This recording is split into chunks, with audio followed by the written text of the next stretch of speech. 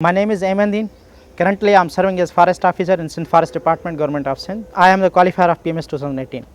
आज हम डिस्कस करेंगे कि अपने जो ऑप्शनल सब्जेक्ट हैं वो हम किस तरह से चूज़ कर सकते हैं, कौन से ऑप्शनल सब्जेक्ट जो हैं आप कर सकते हैं, कौन से ऑप्शनल सब्जेक्ट जो हैं आप टेक करने चाहिए और किस तरह से हम क्राइटेरिया फॉलो कर सकते हैं कि कौन सी क्राइटेरिया हम अडॉप्ट करें कि हम जो अपने सब्जेक्ट ऑप्शनल सब्जेक्ट हैं उनको ऑप्ट कर सकें।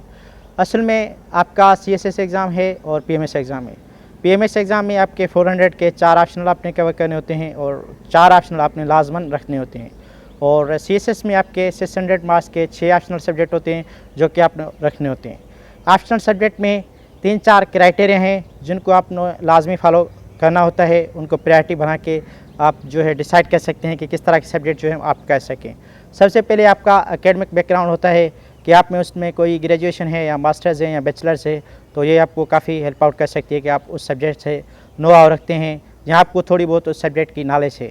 दूसरी जो इम्पॉर्टेंट पॉइंट है वो स्कोरिंग ट्रेंड है कि ये सब्जेक्ट जो है स्कोरिंग ट्रेंड में किस तरह से जा रहे हैं। आइदर ये सब्जेक्ट जो है हाई स्कोरिंग है या लो स्कोरिंग है या एवरेज स्कोर दे रहा है।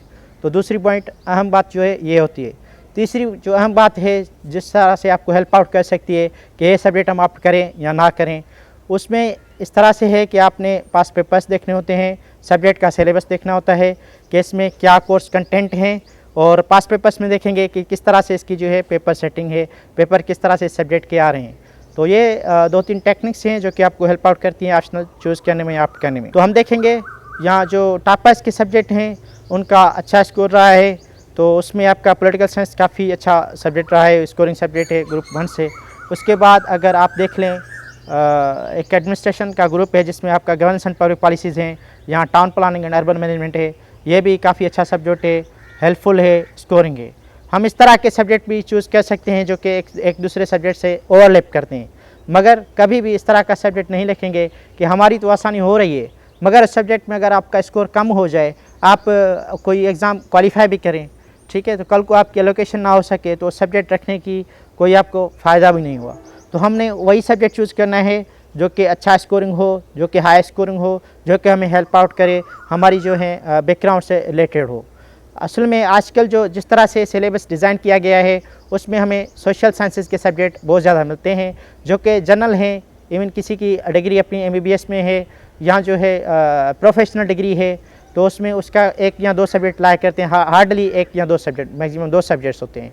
बहरहाल जो सोशल साइंसेस के सब्जेक्ट हैं वो ईजी टू अंडरस्टैंड होते हैं, ह्यूमन नेचर से ताल्लुक़ रखते हैं कि ह्यूमन से हैं, सोसाइटी से रिलेटेड हैं कि सोसाइटी में किस तरह से ये चीज़ें हो रही हैं, सोसाइटी में सोशल ऑर्डर किस तरह से मेंटेन हो रहा है, या ह्यूमन नेचर से रिलेटेड हैं मोस्टली। जिस तरह से आपका पॉलिटिकल साइंस है, क्रिमिनोलॉजी है, ठीक है, उसके बाद आपका लैंग्वेज या लिटरेचर का कोई सब्जेक्ट आप उठा लेते हैं या आपका हिस्ट्री का कोई सब्जेक्ट आप उठा लेते हैं, अगर वो स्कोरिंग है, मगर स्कोरिंग ट्रेंड लाजमी देखना है कि पास्ट या लास्ट 3 ईयर्स में उसका स्कोरिंग ट्रेंड क्या रहा है। उसके बाद आप खुद भी ऑब्जर्व कर सकते हैं, आप खुद भी जस्टिफाई कर सकते हैं, खुद भी आप डिसाइड कर सकते हैं। क्राइटेरिया मैंने आप लोगों को बता दिया है कि यही है कि आपने स्कोरिंग ट्रेंड देखना है, आपकी अपनी जो बैकग्राउंड नॉलेज है उस सब्जेक्ट से रिलेटेड वो देख सकते हैं, या एकेडमिक आपका डिसिप्लिन कौन सा है जिसमें आपकी ग्रेजुएशन है वो देख सकते हैं। उसके बाद स्कोरिंग ट्रेंड आ गया आपका, ये होगा। और तीसरी पॉइंट है कि अपने सिलेबस और पास पेपर्स को सामने रख के फिर आप सब्जेक्ट जो है ऑप्शनल डिसाइड कर सकते हैं।